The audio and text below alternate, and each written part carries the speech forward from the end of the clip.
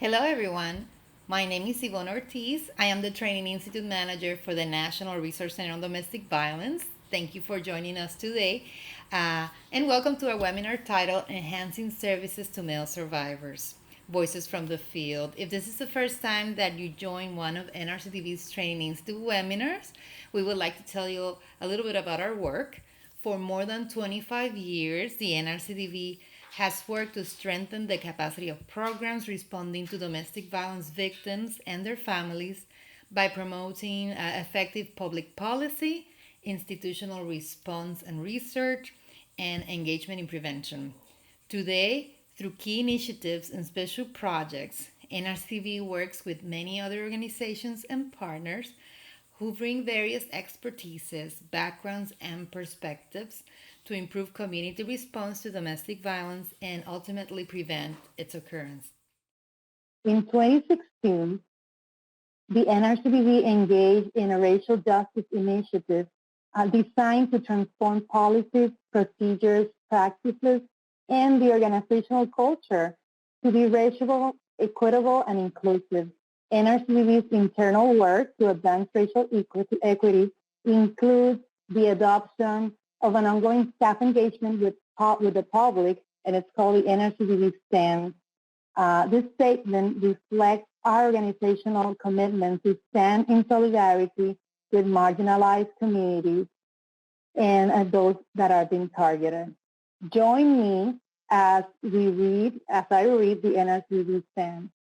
We stand with individuals and groups who have been targeted, degraded, threatened, and marginalized because they are Native Americans, people of color, immigrants, women, Muslims, LGBTQ, or people with disabilities. We stand against white supremacy, racism, misogyny, anti-Semitism, homophobia, transphobia, xenophobia, and all other forms of structural oppression. We stand with survivors of domestic and sexual violence, especially those most vulnerable and with limited access to services and protection. We stand together in celebration of the rich diversity of people in this country and the vitality and strength they bring to our communities and society. We stand with those who embrace self-care and community connection as necessary and powerful for social change. We stand with other activists and organizations who continue to work passionately for gender, racial, economic, and social justice for all. We stand in solidarity with every one of those groups. So now, I would like to welcome our presenters, and I told you this is going to be an exciting webinar today. The first portion of the webinar will be facilitated by Nathan Hawkins from the Family Place in Dallas, Texas. The Family Place is the first program in the state of Texas to open the very first dedicated men's domestic violence shelter in the state. Nathan is a former Division I basketball player from the University of Nebraska and UT Arlington, where he received a bachelor's in psychology and master's in social work. His background prior to the Family Place is mainly in children and family counseling, social behavioral counseling therapy, and coaching. The men's shelter has allowed him to use his skills and expertise with a population he feels he can relate to as a man. Let us see us, Nathan. Say hello to our friends. There he is. Welcome, Nathan. And now I want to go ahead. Yeah, I just wanted to say I'm excited to be here, and I hope everyone can see me and hear me well. If not, please just let me know in the chat, and I'll do my best to fix it. Wonderful, Nathan. Thank you so much for joining us. Now I want to welcome Tobby, Fraser, and Shan Whiteman. They're going to be facilitating the second portion of our webinar. Toby is the manager for community education at Lutheran Settlement House. He comes to his work through nonviolent, direct action-based activism and has been a part of the movement to end intimate partner violence for the past 10 years. His work has ranged from doing workshops with youth about the roots of violence and social change to transforming professionals on concrete skills such as screening, safety planning, and supporting survivors. And okay, there's Toby right there. And then we also have Sean, and Sean is a counselor and advocate at Lutheran Settlement House and a licensed social worker in Pennsylvania. He provides individual and group counseling to victims and survivors of intimate partner violence with a particular focus on men who are experiencing abuse. He also provides community education and training for other professionals in Philadelphia on gender and on the dynamics of intimate partner violence. Well, welcome, Nathan, Toby, and Sean. We are so excited to have you, and I'm sure that this is going to be a great session. Remember, our webinars are really interactive. If you guys have any questions for Toby, Nathan, or Sean, just let us know in the chat. And we want to thank Brecken, who is taking care of you guys in the chat. So we'll be sure to answer any other questions. So now, Nathan, you got the floor. All right, beautiful. Hope everybody's doing well today. Rosa Greenlee was supposed to be on the call with me to do the very first session, but she's under the weather and not able to join us today. She was kind enough to give me some of her notes. I'll be reading those off too during this session, so if you see me looking down, I apologize. I'm just reading some notes. So to get started, we're going to be talking about sheltering male victims and survivors, specifically here at the Family Place, and sort of what we've seen, what we do, what we offer, and then sort of how we've done it. So to begin, the Family Place empowers victims of family violence by providing safe housing, counseling, and skills that create independence while building community engagement and advocating for social change to stop family violence. The Family Place has 2 shelters for women and children, and then 1 shelter for men and children.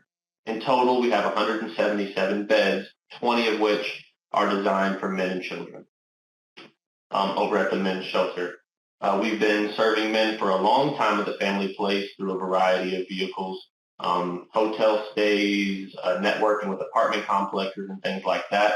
But in 2015, we had never seen the demand so high for men in the community, and with a hotel bill through the roof. So we didn't feel that extended stays in hotels was the best way to serve these men, as some were staying as long as 2 months in a hotel room, oftentimes with their kids with them. And so in May of 2017, we opened a shelter for men and children specifically. And since opening our doors, we've served 228 men and children. I'll go into a little more of what the shelter's like later on. But the shelter creates a home-like environment for displaced victims. We have meals brought in, we have counseling sessions, private rooms for men, and like I said, they can bring their kids with them. So research studies on male victims are still currently growing, but there are some statistics already. So let's take a look at some of those. More than 1 in 3 women and 1 in 4 men in the United States have experienced rape, physical violence, and or stalking by an intimate partner in their lifetime. So that's a pretty high number across the board, and I think it's surprising to some people to see exactly how close that it is, the rate between men and women as victims. About 1 in 4 women and 1 in 7 men have experienced severe physical violence by an intimate partner. So things like hitting with a fist or a hard object, beaten, slammed against something, things of that nature at some point in their lifetime. And then most female and male victims of rape, physical violence, and or stalking by an intimate partner experience some form of violence for the first time before age 25. So those are just some statistics on those specific types of interactions. But again, I think it shows exactly how big of a need there is out there. Some more continuing statistics. We've got rates of victimization based on sexual orientation. And some people assume that our shelter is just for gay men. That's a common misconception that we'll touch on a little later. But research does not show that men in same-sex relationships are the only men impacted by domestic violence. And this statistic says that 26% of gay men and 37.3% of bisexual men have experienced rape, physical violence, and or stalking by an intimate partner in their lifetime. And in comparison, 29% of heterosexual men have experienced that. So again, those numbers, there's not that big of a difference between sexual orientation, and it matches with the previous numbers. Some studies do show little difference in the rate of violence between gay men and heterosexual men. So men across the board, despite their sexual orientation, are experiencing this sort of victimization.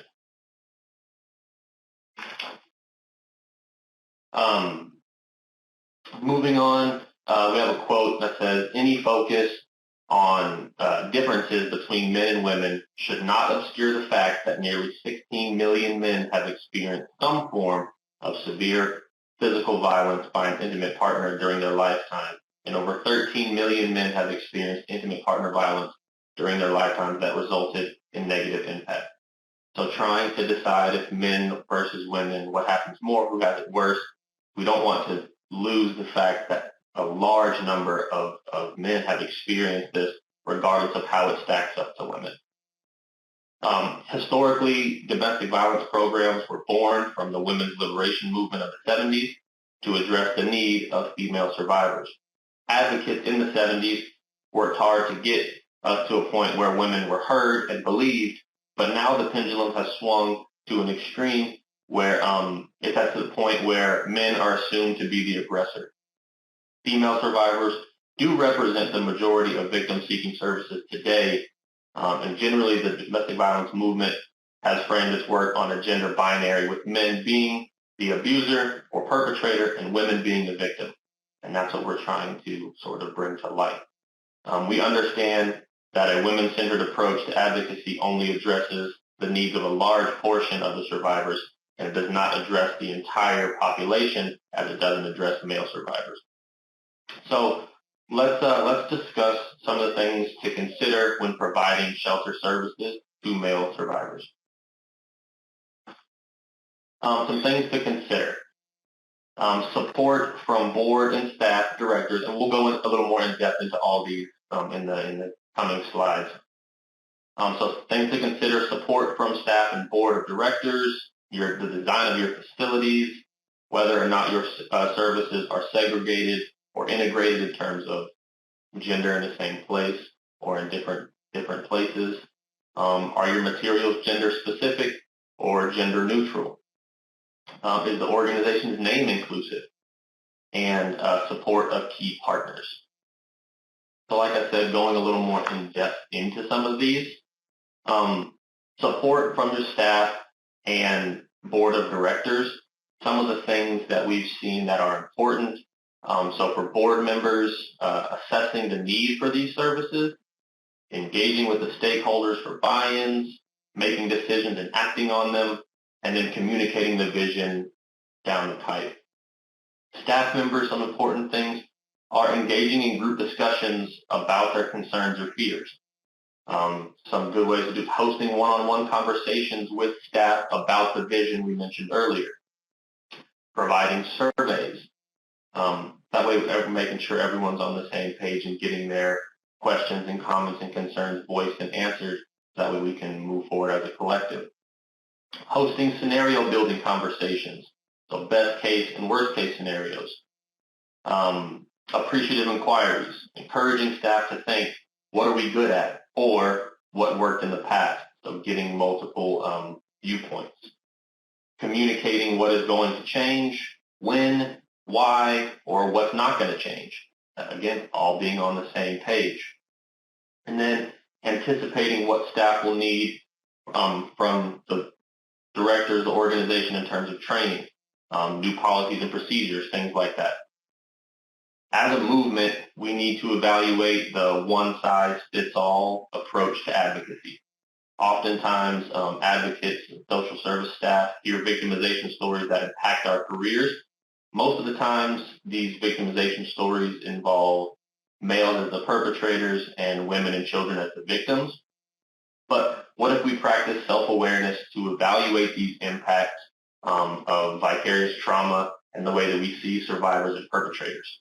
Because we can no longer limit ourselves and our understanding to intimate partner value just specifically to women equals survivor, male equals abuser or perpetrator. As advocates, we all know that this is an ever-changing field, and we're constantly adjusting to meet the needs of our clients. So it's time for us to start, thinking outside the box and then moving away from the whole one-size-fits-all, or this is the way we did it in the past, so we need to stick to this way.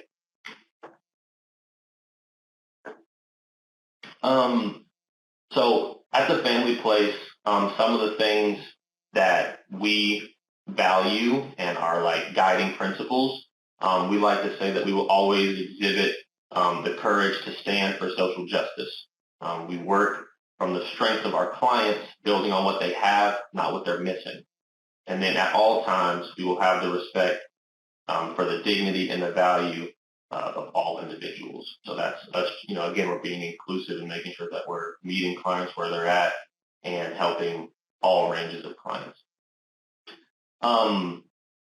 So we have a survivor-centered model, and that's regardless of their gender. And I think that's sort of the key what we're trying to push across the board. And here at the Family Place, we have, I think, a very cool system, and it's called the REACH program. And I'm not sure how well y'all can see that, but the REACH program is based on some of these guiding principles, which REACH stands for respect, empathy, accountability, communication, and humor. And these are the things that we try to promote and build throughout our organization. And when someone does a commendable job using these guidelines and these principles, we have a program where we can nominate that person to be acknowledged for this REACH award. And when all the nominations go in, a name is drawn out for their performance and their services. And if whoever person is drawn, that person receives an award, so a gift card. And then the person that nominated them also gets one as well. So it's a way to increase morale, but also keep these principles and guidelines at the forefront of what we do and our focus on them. So Rosa was hoping that in the chat, y'all could share some of the things that y'all do with y'all's organization. So what is your organizational culture around serving men? How does your agency interact with male victims of violence? And then are they able to share their trauma stories freely? So this way we can start to share some of the things that other places are doing so we can incorporate what's working, what's not, what you've noticed, things like that. So if y'all have things to share, please feel free to share them in the chat. And then we'll keep rolling it, and we'll look through those as we continue. So the Family Place specifically, our men's shelter, this is sort of the design. So let's talk about how our facility is set up. It's a renovated quadplex that we opened up and renovated to a 20-bed gated facility. And our facility includes 4 bedrooms that have 2 beds like the ones pictured. And then we have 3 larger bedrooms with 4 beds that we try to put men and children in. So that way they have enough beds, enough space, enough privacy for when they come with their kids. We have 4 bathrooms throughout the facility. 1 is ADA compliant. So that way we have a plethora of options for restrooms. And there's no like half bathrooms like that. They're all full bathrooms, showers, toilet sinks, that sort of thing. We have a shared living area that's got computer access. So for job hunts, resume buildings, emails, things like that. They can check their medical portals, things like that. Phone access, so that way if they don't have a cell phone or a telephone of their own, they can use the phone provided, again, to set up interviews, communicate with family, jobs, doctors, all those sorts of things. There's a large TV, there's gaming consoles, there's foosball table. We also have things like the little basketball shoot back game and interchangeable pool tables, things like that to keep try to facilitate a relaxed and enjoyable environment. Outside in the gated area, there's basketball goal. We've got weight benches, gardening. We've got footballs, soccer balls, tennis balls, all those sorts of things to try to get guys up and active and giving them an option for what they can do. We've got multiple laundry facilities on site, so they can do their laundry themselves. No quarters to pay for them. Don't have to take it to a laundromat, things like that. And we also have areas for food storage, so refrigerator, shelves for food. They've got the pantry for themselves, all of that sort of stuff. And then the shelter itself is within walking distance of public transportation, so that way if they don't have a vehicle, they're still able to get jobs, appointments, interviews, things like that. So we try not to hinder them in any way in that aspect. So if you don't have exactly what we have, there are other options. Shelter programs are historically geared towards women due to the DV movement, and males are typically accommodated in hotels for a short number of days. Oftentimes, these hotel placements cause the victim to feel more isolated than they did with their abusers, because a lot of times they're completely on their own. If they haven't brought kids or anything like that, victims can feel vulnerable and alone, and they have limited interactions with staff as they're not on campus. Additionally, these hotels have limited options for safety measures, which can increase the likelihood that the victim can be located by their abuser. Here we've got cameras, we have staff 24 hours, again, it's gated, things like that. So let's explore other ways to accommodate these victims. You can place the client directly into an apartment using a master lease program. Shared structures like single rooms with multiple beds, shared bedrooms, designated rooms in your shelter for men. So that way there doesn't have to be a co-ed room. Designated rooms, clients deciding where to room, or even like gendered floors or wings of the same shelter. Those are all viable options. Talking about segregated or integrated services.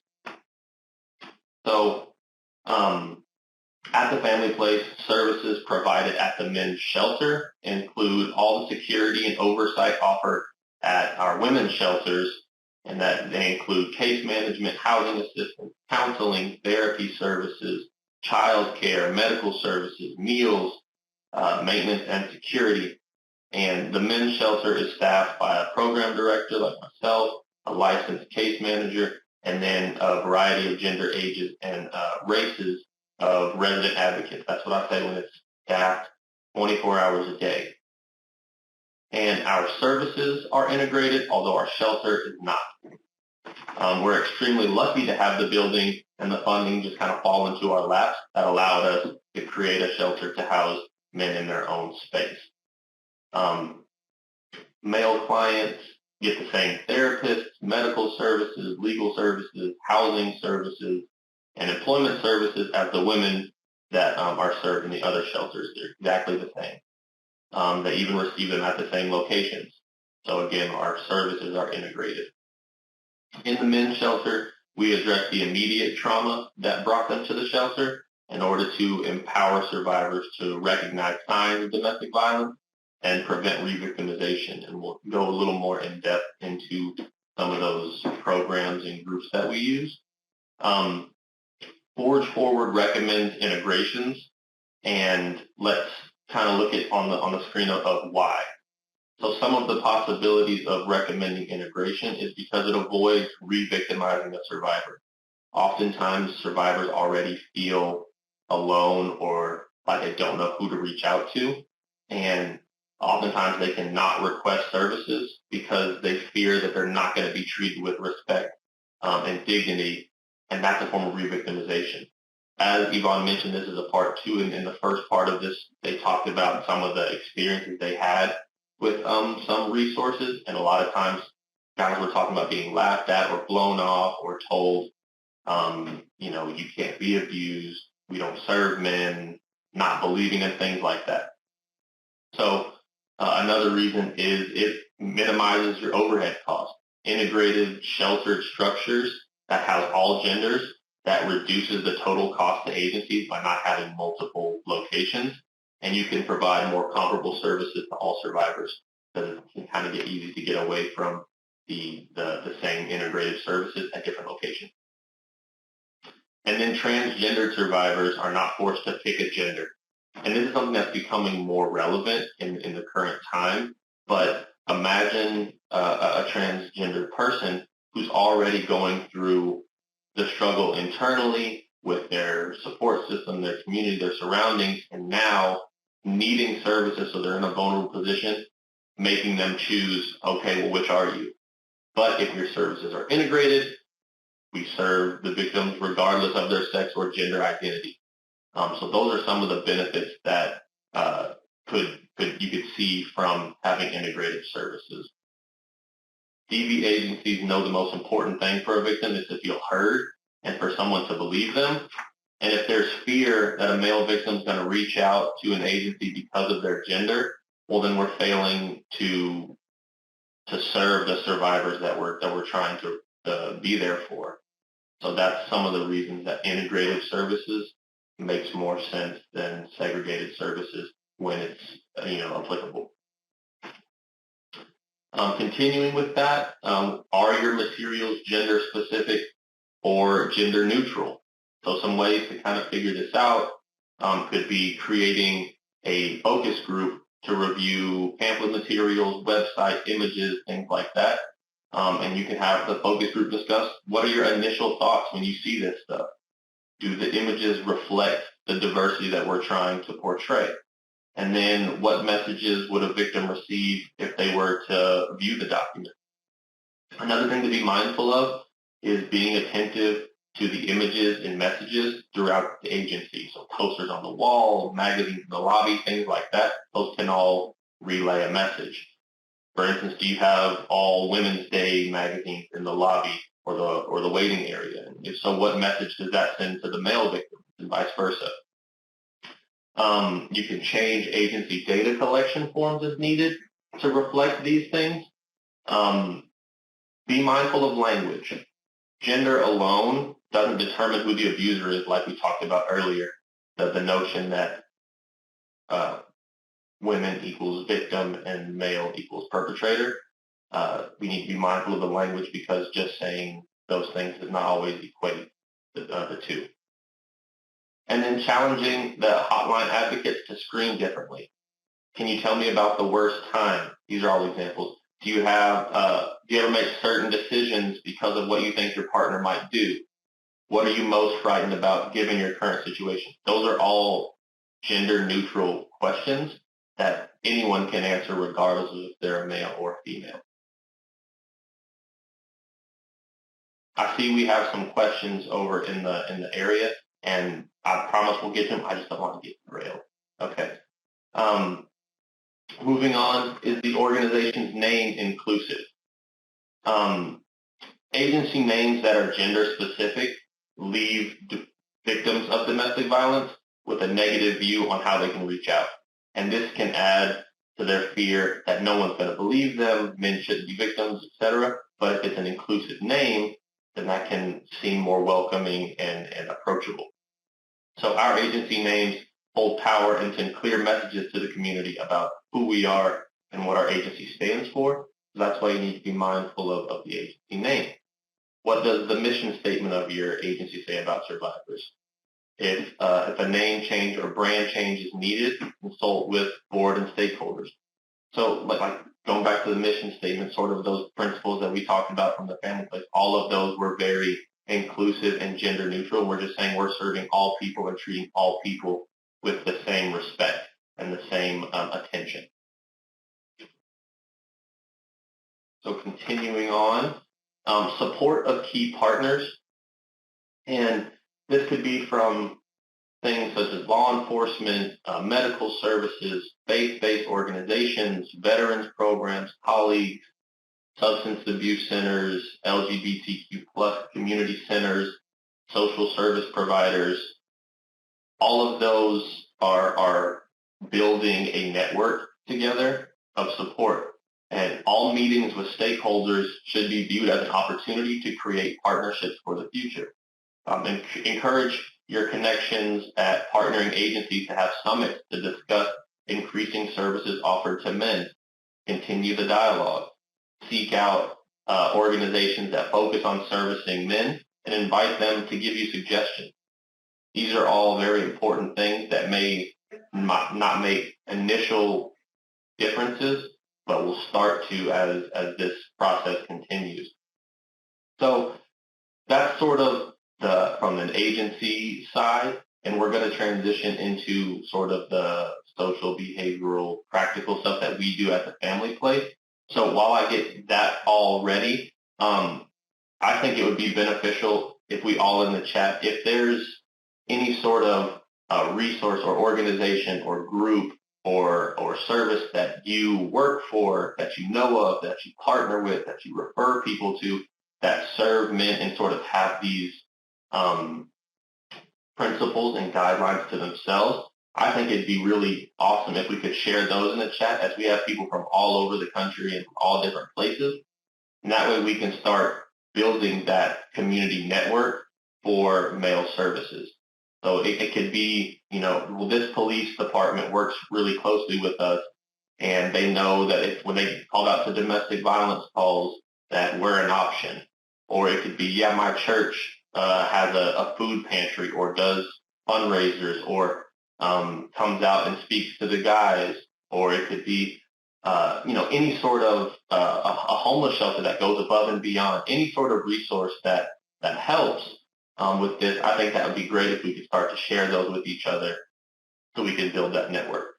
And while we're doing that, I'm going to get this next step ready. So give me just a minute.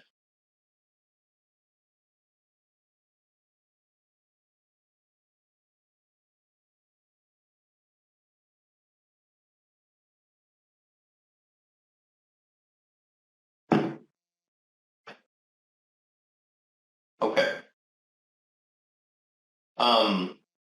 So moving on to sort of the more, like I mentioned, social, behavioral, practical side of things that we do and the things we've seen in our clients, I want to start with some of the barriers to service that we see.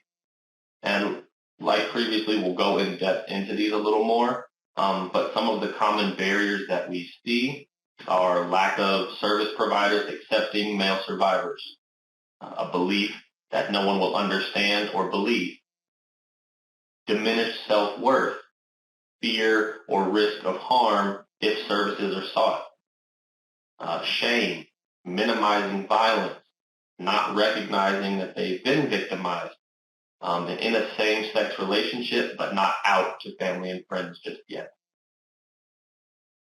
So touching on a little more in depth on each of these, starting with lack of service, there are only 2 shelters dedicated solely to housing male survivors in the entire country.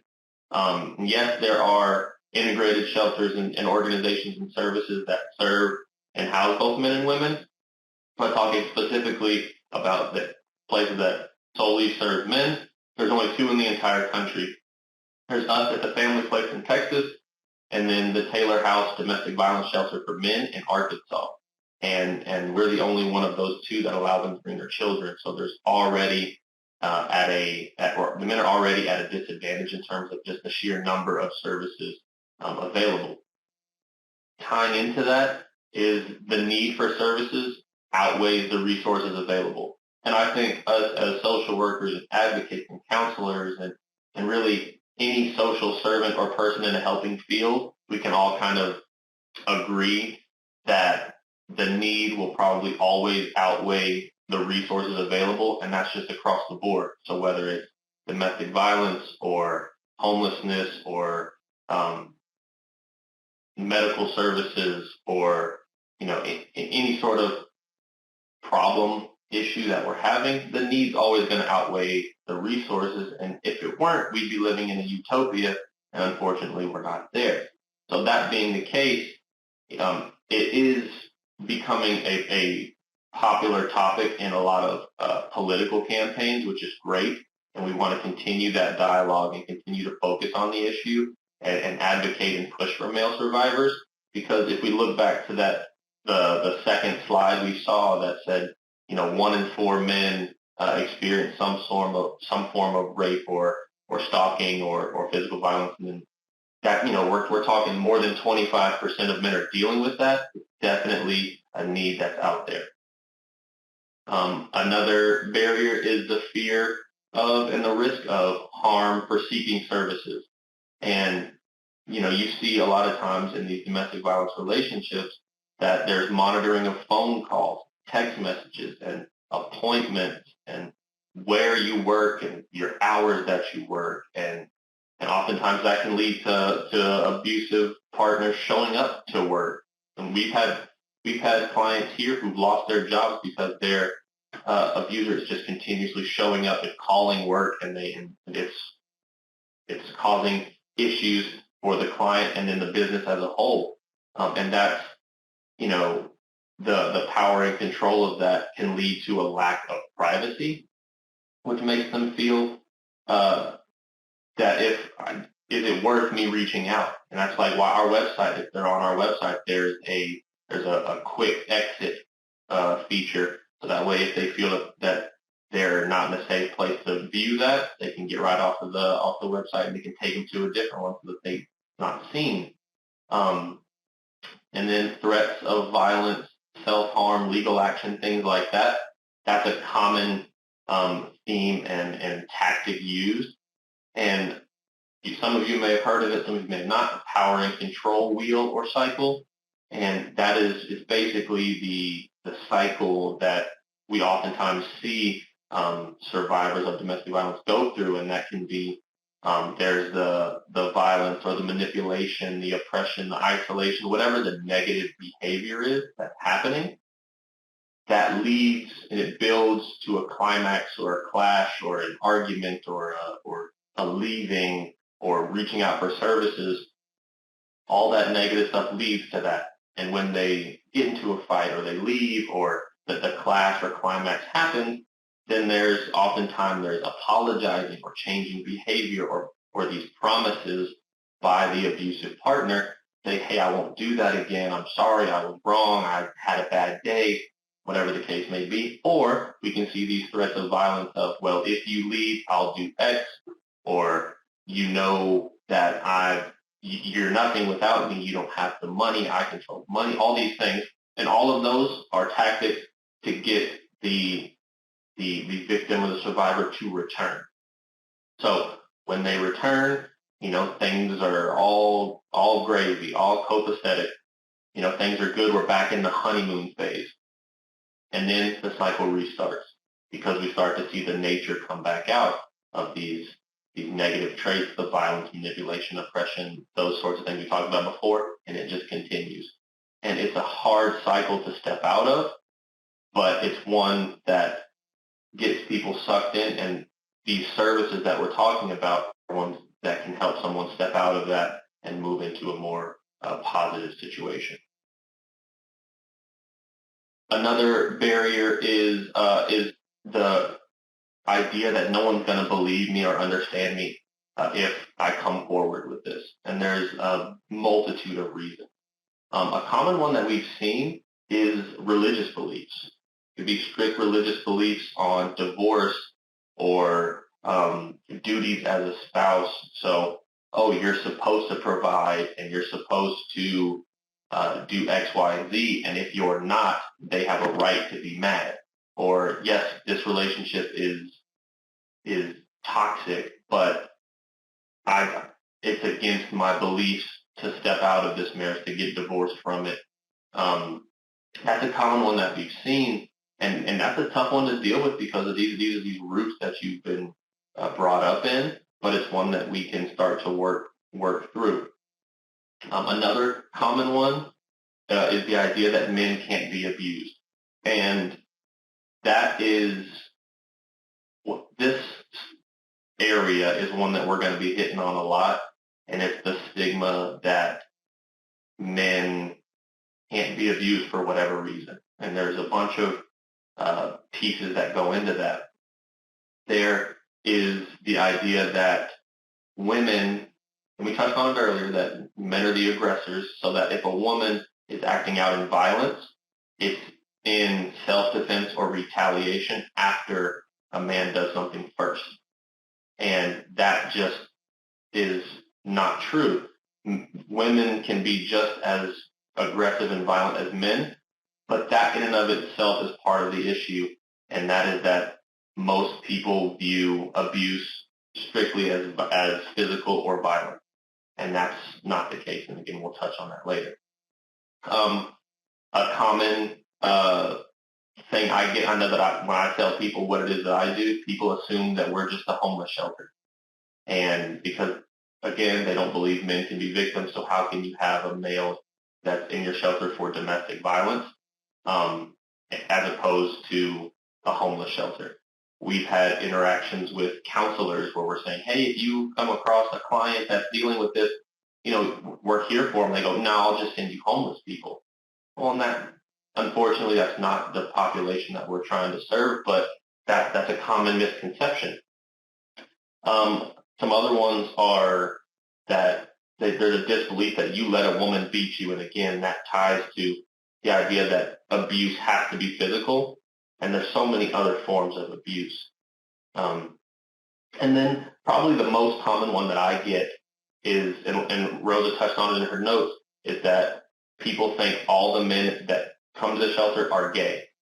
And I think a common misconception is that it's almost allowed or understandable for a gay man to be physically abused because now it's between two men.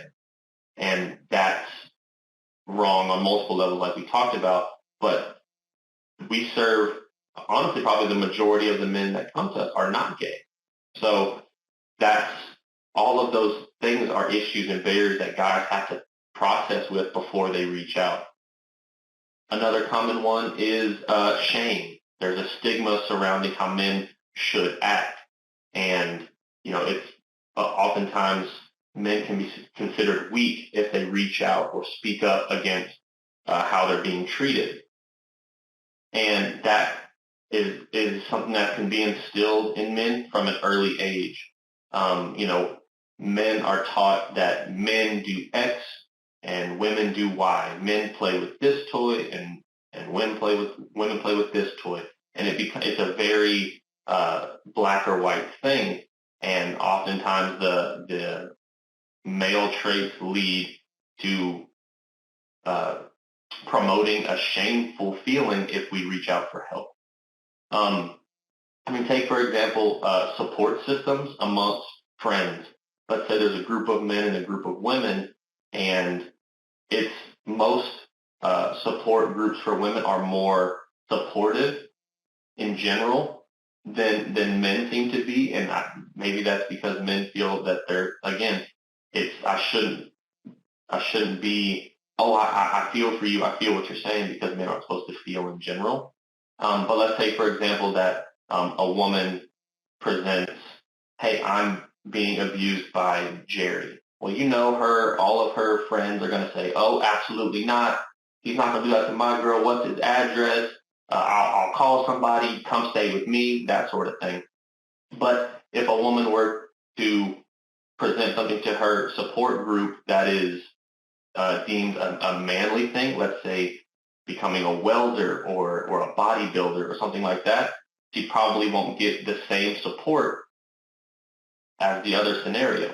And then if you take the flip side with men, if a man comes to his support group and goes, hey, I'm about to be a bodybuilder or something of that nature, the guys are going to be, oh yeah, try this protein, try this workout routine, try this diet, you can do it, your shoulders look great today, because that's a manly thing, and we're supposed to embrace manly things.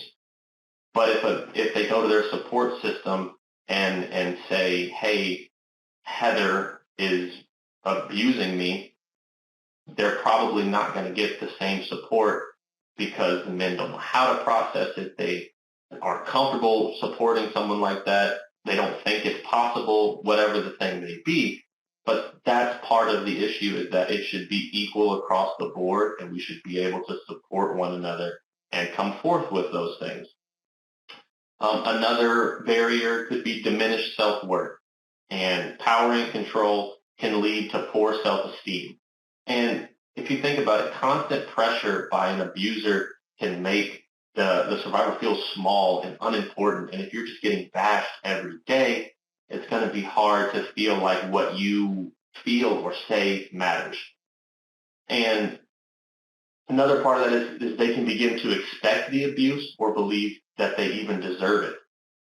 I've seen that in clients here. They say, well, I just thought, I must have done something wrong for them to act like that. Or if I did blank, then he or she wouldn't have acted this way. And that's that they throw that guilt on them of, well, you did this, you brought this on, and that's not fair. But that's a tactic that leads them to stay and not seek services. Minimizing violence, that can be due to the stigma and societal norms that men often downplay what they're experiencing. I mean, if you look at commonly portrayed male role models, movies, books, TV shows, music, art, sports, whatever it is, the men that are portrayed in those roles, they don't suffer from things such as DV, or they don't mention them. Look, as a kid, we're supposed to want to be Superman or Batman, and they don't have problems like that. They can save the world. So that can be something that's just instilled in them to be at a very young age. I mean, the common mantras of dust yourself off, or rub some dirt in it, or suck it up, or real men don't cry. These are all things that lead male victims to believe that they're supposed to be able to endure hardships and pain, as opposed to it being a wrong thing to happen to them. They shouldn't have to deal with it. They can become used to violent behaviors, whether that's it's just a muscle memory type situation where it happens so often that it becomes, well, yeah, it's Tuesday, she's going to be mad, or he's going to be mad. Just the other day, I had a client say, yeah, I leave the house every 2 or 3 days for a couple hours because she gets mad. Well, you shouldn't have to leave your own house because your partner doesn't know how to process what's going on with them and they take it out on you. That can be from history of abuse from previous relationships, or family abuse during your childhood, or just seeing other abusive relationships around you. And then there's also oftentimes a willingness to endure the abuse, whether it's because they feel they have a reason to stick around, it being, well, they're paying the bills, or if I don't stick around, they won't be able to pay the bills, or I feel I can change them, or I should, or there's children that are involved and I want to stick around for the children's sake, or just the task of starting over is too daunting, and they're just like, I'll just stick with the pain. Another one is failing to recognize victimization. And I think a big one of that is tied to the idea that abuse has to be physical. They're missing the mental, emotional, sexual, financial, isolating you from your family. All of these things are forms of abuse, but people only hone in on the physical. Previous trauma and abuse, if abuse is what they know, it can become the norm and it doesn't seem wrong. So they don't recognize that it's happening because it's what they're used to. And then the normalization of abusive behaviors, it becomes the norm. And then a big one is that they're in a same-sex relationship but not out yet. And oftentimes that can be a tactic used by the abuser to keep them where they're at. So you're going to tell your friends and family that a man is abusing you, you're in a relationship with a man, etc. There's the discrimination against homosexual relationships, so that's violence, job selection, services, things of that nature. So or isolating you from your family. We have a client in the past that felt he had to act a certain way around his father because he didn't know how to be himself around that because of how he thought it would come across. So all of those are some barriers that men have to deal with. So Nathan, I know that you got a couple of slides left. Let's go ahead and bring in Sean and Toby, and then we'll come back. And Absolutely. we also, I want to thank our participants. We have around 8 questions, I believe, so we're going to be addressing those later on. Of course. Thank you so much, Nathan. Toby and Sean, you're on. Hi, everyone. Hopefully folks can see and hear me. Hey, Toby. Hey. So we are from Lutheran Settlement House in Philadelphia, Pennsylvania, and we are going to be talking about a little bit about this question that was posed: what works for male survivors of domestic violence and intimate partner violence? And like I said up top, I'm a counselor and community educator, so I provide individual and group counseling for survivors of any gender, but in particular, I focus on male survivors. And Toby, you want to introduce yourself real quick? Yeah, definitely. Thanks, Sean, and thanks, everyone. My name's Toby. I also work at Lutheran Settlement House as the manager for the education team, so doing a lot of the training coordinating. Proud to be at an agency like Lutheran that views survivors as survivors, even while understanding that so much of what is domestic violence and intimate partner violence is rooted in the systems of patriarchy and sexism that just teach all of us to use violence as a means to get our way. So really excited and happy to be here. Thanks, Nathan, for all that amazing info and conversation before. And yeah, thanks to the folks who are joining us who are already doing this work in all the ways that you are around the country. I saw it coming through in the chat. Yeah. So to get right into this question, we're going to start with a case study because this is a really frequent question, right? What works for male survivors? And one of the sort of complicated but important things we're going to try to do is keep this question complicated and to sort of gently reframe this question, not so much what works for male survivors. We want to kind of notice the way that framing asks about male survivors as this somehow different or other category. Like, we get survivors, but what works for those male survivors? Like, what do we do with them? Because that feels like it's at the heart of part of the work we're trying to do here.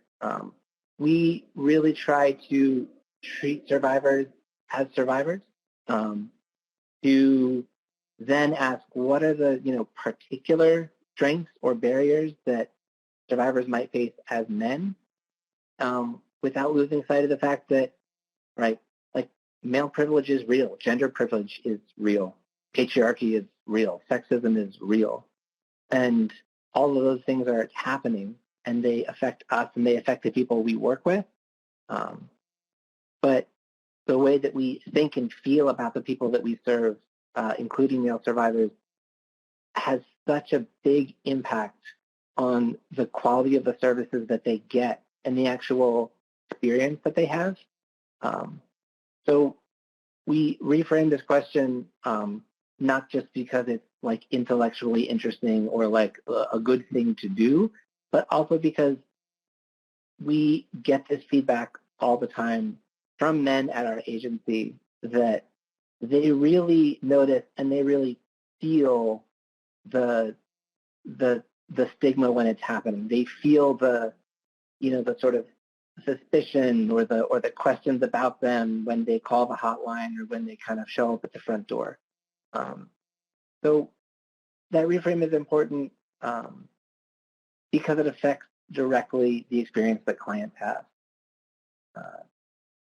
Toby, anything you want to add before we jump into case study here? I think let's go for it. Thanks for sharing that. So as we do this case study, if you have drifted away from your keyboard, I invite you to roll back towards your keyboard. I know, like, realistically, we sometimes multitask webinars like this with whatever else we're doing, but the questions have been great. We will get to them, and as much input as you sort of can provide, we're going to ask folks to type a little bit as I read through this case study, and the more input we have in chat, the better. So I'm going to kind of read through this case study pretty quickly. I'll add a little bit of detail because this is a client who I actually worked with some details kind of anonymized. As I'm reading this and as you're listening, if you don't mind sort of typing into chat, and we'll track this as we go, what comes up for you? What feelings specifically? What feelings when you imagine you working with this client? So I'll start, and the names we're using here are Adam and Beth, not real names, obviously. So the client's name was Adam. These two, Adam and Beth, had been dating for about a year, not too seriously, but then Beth became pregnant unexpectedly. That wasn't their plan. And she stopped taking her psychiatric meds. Adam didn't like that. He objected, and she pushed back pretty strongly along the lines of, you know, it's my body. You don't understand. Sort of I'll take or not take the medications I want to. After the child was born, Adam reported that she was really very different, and that there started this pattern of kind of 1 to 2 weeks of like increasing intensity, agitation, irritability. The words that he used was that she would become crazy. She would become, you know, quote, unpredictable. And he felt sort of increasingly scared and confused by what was going on, and essentially just didn't know what to do. So arguments got worse, conflict got worse. She would scream, she would call names, eventually started to throw things. At one point, a pretty heavy glass ashtray that he was sort of like, that could have done some real damage, and also make some threats. And then the blow-ups were followed by sort of periods of really, really intense, almost catatonic depression, where she would barely leave the house. And this pattern continued and also escalated, eventually culminating in this fight where she literally chased him out of the house holding a kitchen knife. He called the police, and when they showed up, he said he actually felt like a crazy person because they showed up and just acted like she had made the call, not him, and sort of proceeded from that assumption, even though he was like standing there with the phone in his hand. And the cops just essentially didn't believe him. And that was clear from what they said, and also just from what they did, the way they acted. So after that, he really didn't feel safe. He moved into his mom's house. She was really his only kind of family nearby. He started having some mental health struggles of his own. He really felt like a failure. This is his words again, a failure as a father. He felt really ashamed of leaving. He felt confused about what he should have done, quote unquote, should have done, and also scared of what Beth would do next. Even though they weren't kind of in contact much anymore, he started getting these sort of bursts of 30 to 40 angry text messages per day, calls, voicemails also. And she also kind of went on Facebook and spread this story especially among their kind of shared network of friends, that he was abusive, that he had sort of, abandoned her and abandoned their child. And she also sort of signed up for services, did some intakes, and started receiving services from a local domestic violence agency and also from a domestic violence sort of legal support agency, which complicated things for Adam because often once one partner is enrolled in services, the other person is kind of obviously assumed to be the perpetrator or the aggressor. So I see folks have been typing things in chat. Thank you. That's great. So we're going to use some of these, and the reason we're doing this, the reason we ask advocates to do this is because our feelings matter, right? Because as you kind of go through this story, you can see the obvious ways that the treatment that Adam got, the services that he got, were so affected by the assumptions about him, by the by the feelings of the people who were providing him services. And as counseling went along, by his own feelings, sometimes his own options were limited by some of his sort of gendered assumptions. So our emotional reaction to our clients as advocates is important. It makes a big difference. We'll get to the ones in chat in just a second.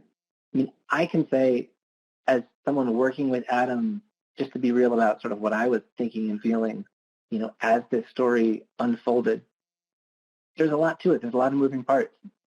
I had, in our very first intake session, some moments of sort of suspicion, always that question of, am I working with the wrong partner, with the right partner? What's going on here?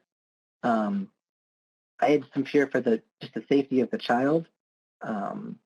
There's, a lot, this sort of comes from this is an excerpt from a larger case study. And there were some moments where like the child safety was really on the line here. That's always scary. I have a lot of empathy for Adam's suffering, for his genuine, just sincere confusion about what was happening to him. I was kind of put off by some moments where his reactions or decisions felt maybe like stereotypically sort of patriarchal, heteronormative, some of his sort of expectations about, how Beth, sort of should be as a mother, or just when he was making decisions that I thought like, I don't know if that's a great idea. And then ultimately, I felt a lot of trust and a strong emotional connection to him, especially as his vulnerability sort of increased in sessions and we got to know each other a lot better. So, Toby, since you've been looking at chat here as we go, any feelings kind of you had kind of looking through this, or feelings from what people have mentioned from chat? Mm-hmm. Yeah, I feel like, one, thanks for sharing how you were like being pretty honest about what it was like working with Adam, the good and the more difficult. A lot of it was mirrored in the chat. I saw some nervousness towards the top, which I also felt in hearing this story of just like, nervousness both for his safety, but also nervousness, like you mentioned, of like, is this the partner that should be at our agency, or are we referring him somewhere else, around what could be trying to control her taking medicine or not. Definitely saw some feelings that I very much echo at the police. Some anger at the way that they responded, some sadness of the reality of the world that we're in, both with race, especially with race, also with gender, and the ways that they respond and don't to survivors when they do show up to a call. Felt very familiar.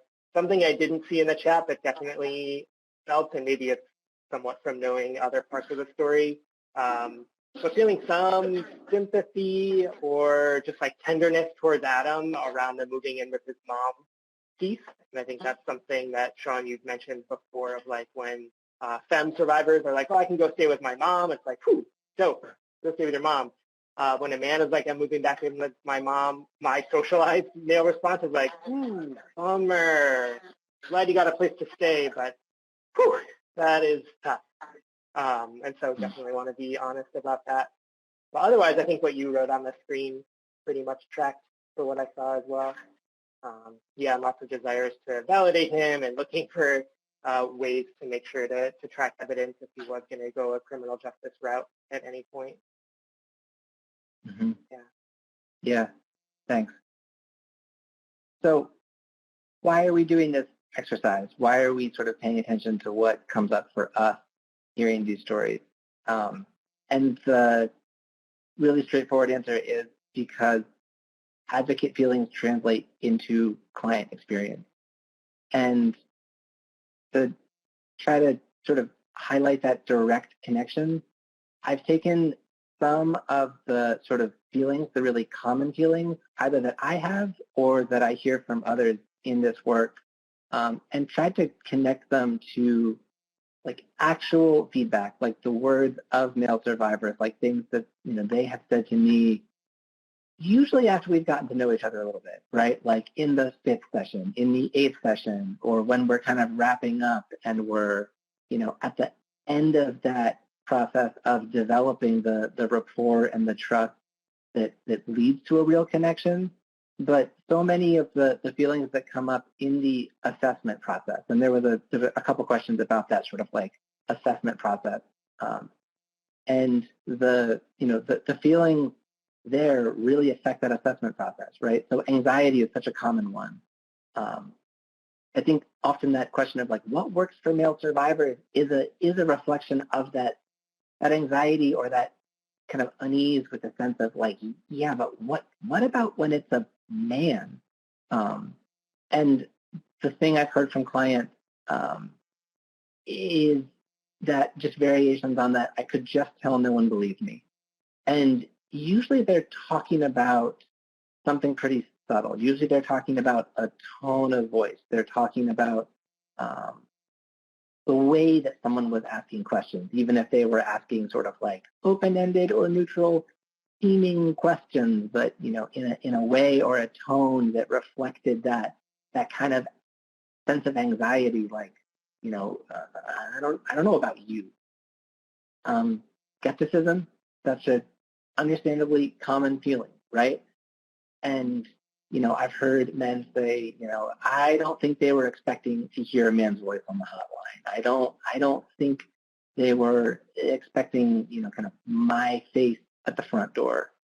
And that sense of suspicion, right? That kind of maybe extra layer of suspicion or extra layer of assessment that happens when someone shows up to do an intake who is different than whatever the sort of picture we have in our head, right, of what a normal victim of domestic violence or intimate partner violence is like, whether it's for reasons of gender or race or class or anything.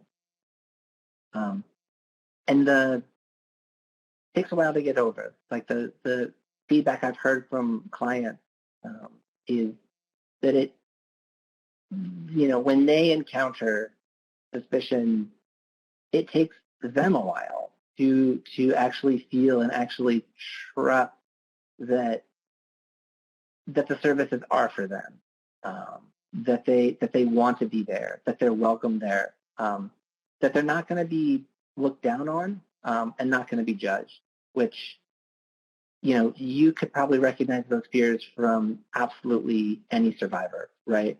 The fear of being judged, the fear of being sort of shamed or looked down on. True of male survivors too. So what works for male survivors? For one thing, when we as advocates have kind of noticed and processed enough of our own feelings about working with men, like we've been doing, like we continue to do, it's an ongoing process, right? So that our work isn't as clouded by our sort of own, anxiety, suspicion, our own unacknowledged feelings, and we can focus really on seeing and hearing them, which is what survivors need, right? Of any gender, of any, like, people need to be seen and they just need to be heard. Services that acknowledge the additional barriers of shame and stigma, a lot of the stuff Nathan was talking about, right? That stuff is real. The sort of shame, which we usually talk about as a sort of, internal sense or feeling that often comes from gender training. In the case of Adam, in particular, his shame about his failure as a protector, a provider, those are such gendered words, right? Things that he was taught he was supposed to be. So for him, that shame had a very gendered sort of way that it came up. Likewise, stigma is real. And we usually talk about that as sort of like the external sort of signal that survivors get usually from systems, that they're wrong, they shouldn't be that way, they're not real survivors. For men, often those signals, that stigma is coming from law enforcement. A couple of people noted in chat, like in the case of Adam and Beth, there was like a very obvious, the police just showed up and sort of did, I'm assuming, a quick assessment of the two people in front of them and just went like, okay, victim and perpetrator, done, and went with that. And other systems do more subtle versions of the same thing pretty often. We hear about this with, family court and custody struggles. And, sometimes hear about it from clients who assume that those systems are against them, whether they are or not. But, one of the ways that stigma can limit the option, a male survivor feels he has is they won't even necessarily, try to fight for custody or won't bother because they've kind of fully internalized that idea that like, I'll never win in family court, so why even try? And then what works for male survivors, services that also acknowledge the kind of larger reality we live in of patriarchy and male privilege, that those things are real.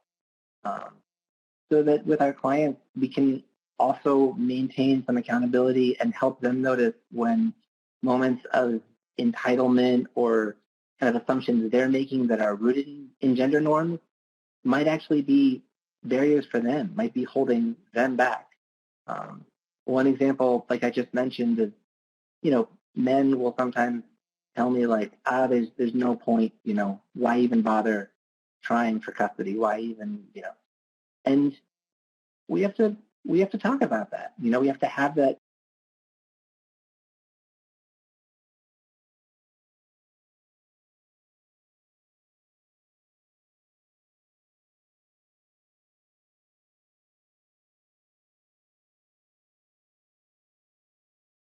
discussion in a real way, if that's actually going to kind of affect their plan or limit their safety plan or their sense of what's possible for them. In Adam's case, he had some sort of, I would say kind of a sense of entitlement and some expectations about what he was entitled to and how Beth was, quote unquote, supposed to be as a mom, as a mother. So,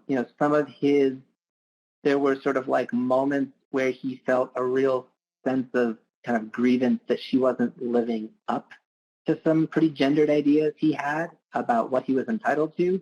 And there were also some moments where he kind of let stuff go by or felt just sort of confused rather than aggrieved about what was happening because he was experiencing some real patterns of control and isolation and coercion, but didn't necessarily recognize them or just felt confused by it rather than being able to name it. So sort of also staying grounded in that acknowledgement of patriarchy and privilege and all those things helps us as advocates kind of hold a line between, entitlement and when men don't necessarily realize that they're being implicated in these patterns of disempowerment, of control, of abuse. Because both of those things can be happening at the same time. which is why I say it's complicated, but we try to keep it complicated. Some folks asked about assessment, and we're going to share this handout with you all as a PDF, but I also put it in the slide form so that you could get a sense of some of the questions that we're asking that are hopefully both gender inclusive, but that don't pretend to be sort of gender blind. Like, we don't pretend to be gender blind any more than we pretend to be colorblind, right? And Toby put together this lovely and excellent handout. So I'm going to hand it over to him so he can talk through some of our kind of gender inclusive assessment process. And I'll keep an eye on chat too and questions that come up as we go. Hey, thanks, Sean. I was just starting to reply to you in the chat, Pooja, and also you asked about the assessment, so I'll throw it out verbally as well that, yeah, gender norms and stereotypes and expectations are put on everybody to fit in one of two boxes in the U.S. society anyway, right? Either you're a male or you're a female, and they come with expectations of how to act. We also live in a society that privileges men over women. So there are plenty of instances where people who are socialized into the act like a woman box are trying to replicate the things in the act like a man box in order to get ahead in our society. And that makes sense. I would say that's part of what leads to domestic violence from women towards men that create male survivors. And it gets really fun and complicated, but we totally had not said much about gendered expectations on anyone but men today. So thanks for catching that and putting it out there. And which I think ties into this assessment tool. So if we're looking at someone walking in our door and we're doing our best to not use gender as the determinant for who is the survivor and who is the perpetrator, we're not just going to say woman, victim, man, perpetrator, then we have to figure out what else we're going to do, right? And because gender is everywhere, because everyone's got it in them in one way or another, there are these 4 questions that we like to ask during the intake or in those initial sessions to get a sense of who it is that we're working with, who's in front of us. Again, this will come out in the email so that you don't have to squint quite so much. But I'll give a quick shout out. You can see the questions are the really big print on each of those 4 boxes. Then there's a section of just like, why are we asking this? What's the important thing about it? And then some ideas of what to listen for as you ask questions like this. So we have a question that's really open-ended to allow the person we're talking with to just describe what it is that's going on for them. Then we have another question right below it that gets really direct. Are you ever afraid of your partner? Just to cut right to the chase and try and get a sense of who it is that we're working with or what's going on for them. We're looking also for patterns in this, right? So that's the, do you feel like you can say no to your partner, or what happens if or when you say no to your partner, to get, again, a sense of what are some of the patterns? How is life in this relationship, and for who is it like that?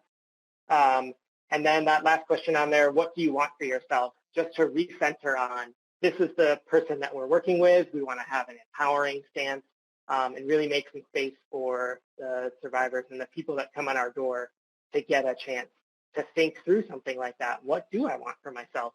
And the answer or potential lack of ability to even make that answer or get to that answer can be very illuminating to what's going on for this person. And it gives us a little insight into what counseling might look like, as well as it supports them to just get to start having that conversation and start dreaming a little bit if they're a person that hasn't.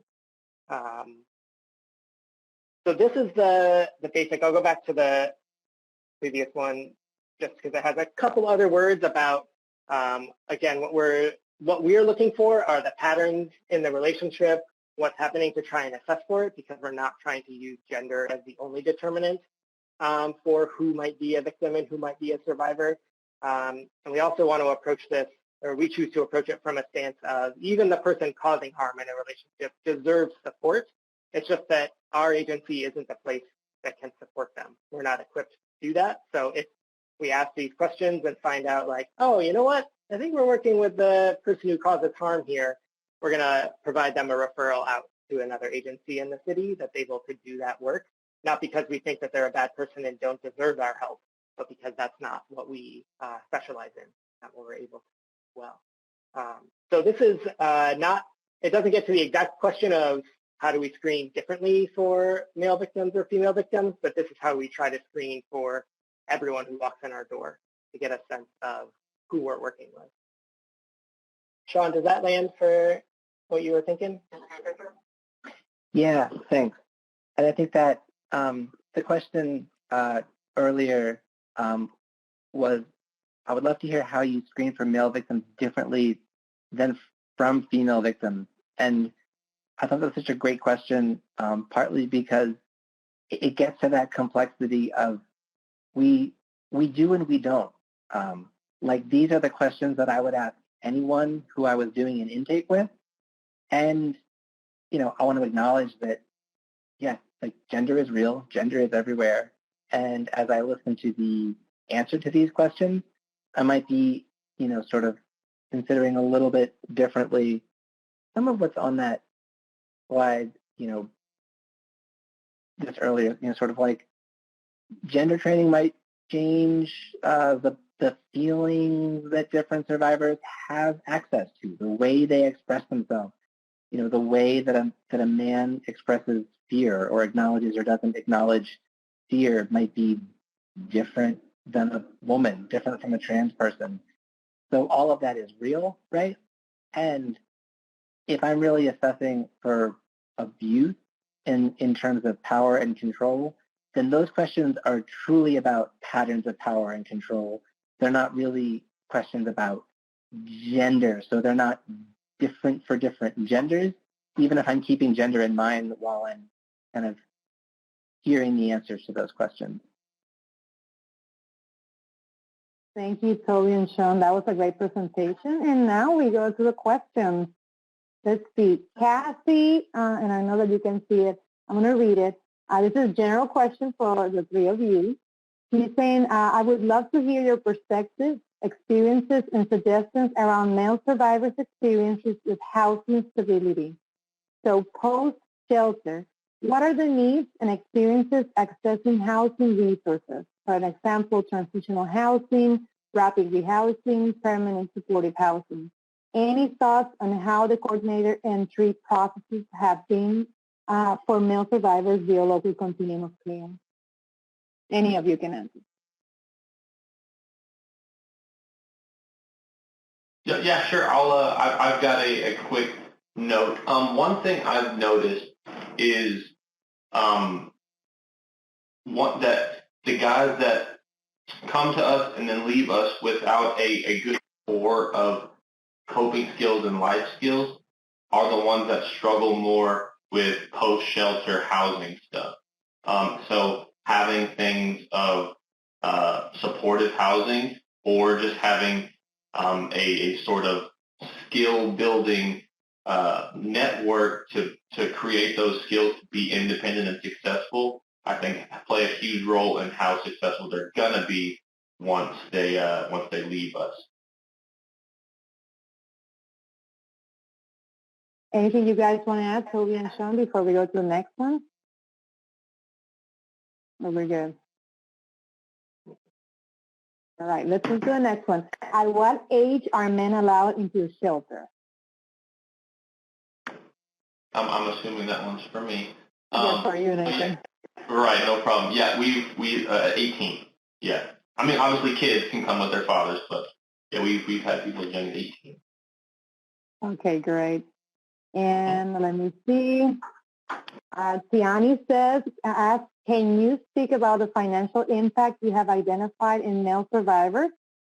Is financial abuse as common in male survivors as it is in women?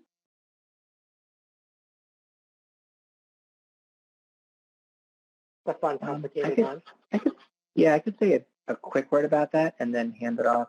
In my experience, in my caseload, financial abuse is just as common and sometimes looks different. So, you know, it comes up with child support. It comes up with any of the ways that money is not as often sort of withheld, maybe as a form of abuse or control, but I have noticed the way that men I've worked with have more often than women I've worked with kind of been working and held a job through the entire experience. And sometimes, we treat that as a strength sometimes. Like that's access to a resource, right? Like that's something that we can use in a safety plan. And, men sometimes have ideas about their obligations or what they should, again, back to that idea of being a provider. Sometimes can turn into a sort of a form of obligation or sense of what's required of them that, again, in that gendered way, kind of limits their idea about what's possible for themselves or become eventually coercive. Anybody else?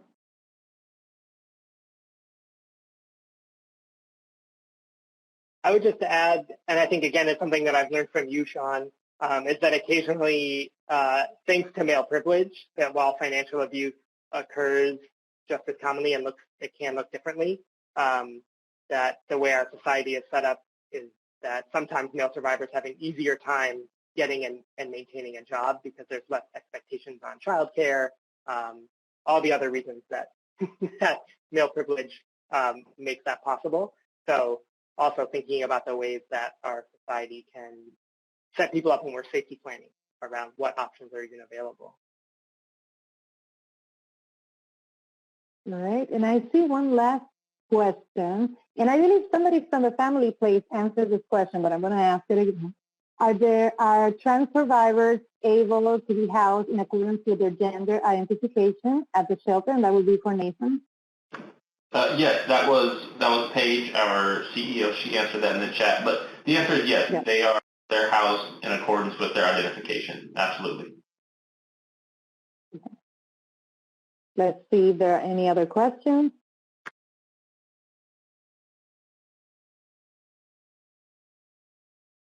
So while we wait for any more questions, do you have any thoughts, anything that you want us to share before we end our webinar? When I noticed the comment about for female advocates to be mindful of inadvertently triggering male survivors, and I think that's true for any of us, right? Especially if we're not assuming that we're working in a heteronormative relationship, that I'm not sure who the abusive partner looks or sounds or acts like. And so we definitely at Lutheran Settlement House take just an empowering stance of checking in with clients, say, are you comfortable with, or who would you prefer as a counselor? And then doing what we can on the back end to match people up. And we found on the flip side that adding male advocates to the hotline, having us as men working at the place, that it's been less of an issue as the fear of it was. So it hasn't happened as much as folks have been nervous it might.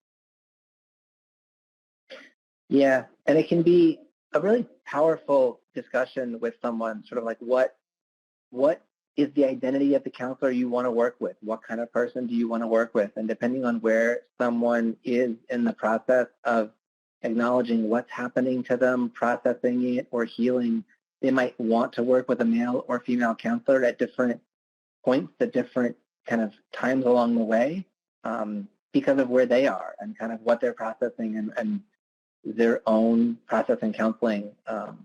And that can be a pretty amazing, pretty profound conversation, when clients realize that they get to say what kind of counselor they want to work with, that's a choice they can make, that's a very early form of empowerment that they can choose, and that their preference matters, that we actually care, we actually honor that, we actually kind of want them to have a relationship with someone they can have a real connection with, and that's up to them. So we have one last question, and it's Brenda. She's asking, do you find that your victims have been in domestic violence relationships before?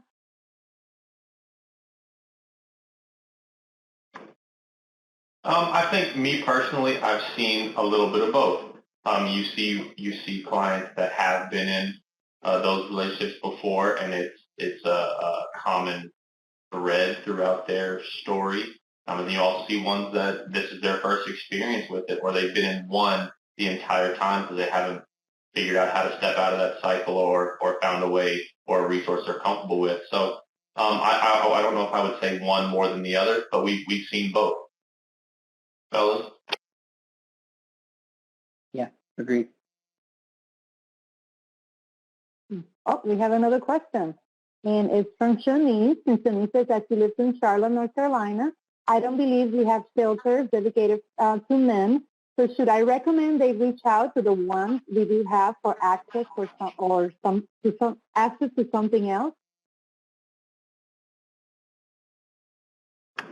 I go ahead. I would just say here in Philly, we don't have a dedicated men's domestic violence shelter. We work and do training and support with some of our homeless shelters that work specifically in a gender segregated way, be more DV competent, so if a male survivor ends up there, they get support. Also, our sister agency that runs the domestic violence safe haven does now, as of the start of this year, allow male survivors to be there, similar, I think, Nathan, like you were saying, like their particular placement, but yeah.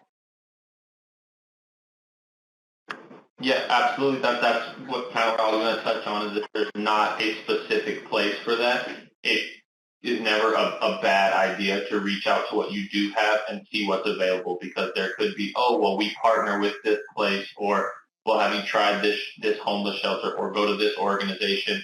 Worst case scenario, you just look elsewhere. So until it becomes a more common thing, like Toby mentioned, that places are starting to do that, that your kind of your best bet is just to call what's available, and that's always a good place to start because, like we mentioned earlier, trying to reach out for resources can be sketchy due to your view on privacy. So whatever you're comfortable with, reach out and then see what people can offer. Well, thank you to the three of you. This has been a great conversation, and I know that we only had like a little taste, and we learned a little bit about the work that you do. So I invite our participants, if you want to be part of a learning community or, know about any other training events that we're hosting on this topic and any other topic, at the end of the survey, you're going to be asked if you wish to share your contact information and just do so. And we'll get in contact with you. I also wanted to invite you to another webinar, and it's going to be a great conversation. You can see the flyer on the slide. This is going to take place this Thursday, and we're going to have our very own Casey Keenan and Arlene Vassell as presenter. And we have also an amazing Justin Carter, who's going to be an amazing guest, and that's a really great conversation. We're going to be hosting that webinar on Thursday at 7 p.m. And another invitation, you know that Domestic Violence Awareness Month is around the corner. So join us on October the 1st for a kickoff. This is a great event. We get together for 45 minutes and we hear inspiring messages from advocates, survivors, faith leaders. We just come together to celebrate that we are, doing great things in this work. We celebrate those survivors that are still with us, and we remember those that are no longer with us. So follow us on social media. That's the best way for you guys to learn about registration and anything else that we're doing that you would like to support. I believe it's really easy. It's at NRCDV, or you can just do a search at the National Resource Center on Domestic Violence and you will find us. Let me go ahead and put that slide there. Oops, we already the question. There you go. So follow us, and we'll be sure to listen to you, listen to your needs, and get together information, resources, and training that you feel like it's what you really deserve at this point. I want to thank you for joining us. Thank you, Sean. Thank you, Toby, and thank you, Nathan. This has been a great, great presentation. We are so honored to have you. And I want for our participants to know that I'm sure there's a lot of men in your community that are doing great work. Look for, other non-traditional domestic violence service providers. Maybe they're there. Please check out Black organizations, Black and brown organizations. I'm sure that the work is being done, but sometimes we stay in our silos and we don't have a chance to reach out. So that's homework. Reach out, look for those that are providing services in the community.